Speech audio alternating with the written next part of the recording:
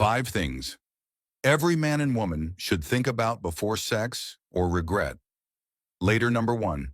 Think about your own desires and your partner's. Freud once said, "A woman will never desire sex with a man who does not understand her."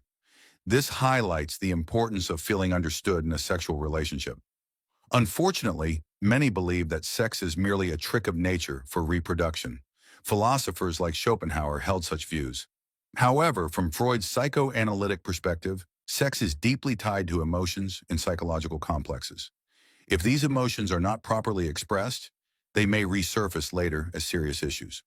As Freud put it, repressed emotions never die. They are buried alive and will come back later in uglier ways. So the first and most crucial step is to understand what you and your partner want from the relationship. This self-awareness and mutual understanding helps sustain love over time. Number 2, talk before sex. Freud also said, only the complete absence of sexual activity can be considered a perversion. Everything else is just a matter of taste. This means that discussing preferences and behaviors before engaging in sex is essential. Understanding each other's desires increases pleasure, strengthens emotional bonds, and helps clear negative thoughts. Freud also warned, avoid women who talk excessively about sex. They often suffer from psychological damage due to a lack of it. So don't feel shy.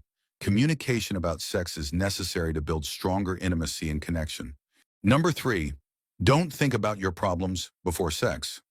Freud emphasized the psychological impact of sex, believing that it reflects a person's personality and childhood experiences. Why shouldn't you think about your problems before sex?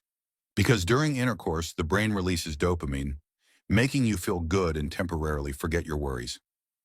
This can create an unconscious addiction, where you turn to sex instead of facing life's challenges. Freud saw this type of dependency as unhealthy. As Carl Jung, another great psychoanalyst, stated, all forms of addiction are harmful, whether it be drugs or the pursuit of perfection in relationships. Number 4, think about your spiritual side. While Freud focused primarily on the physical aspect of sex, Carl Jung believed that it also had a spiritual dimension. Unlike Freud, Jung argued that sex is a deep interaction between body and soul. If it is approached casually without meaning, it can become just another habit, one that weakens and enslaves you over time. Jung emphasized the need to attach a higher meaning to sexual experiences, making them more enriching and fulfilling. Number 5, don't let lust control you. No matter what culture you come from, history has consistently warned against unchecked lust. From philosophy and poetry to myths and legends, excessive indulgence in desire has always been seen as destructive. If you let lust control you, it turns you into its obedient servant, something no one truly wants. This addiction can make you lose control of your life.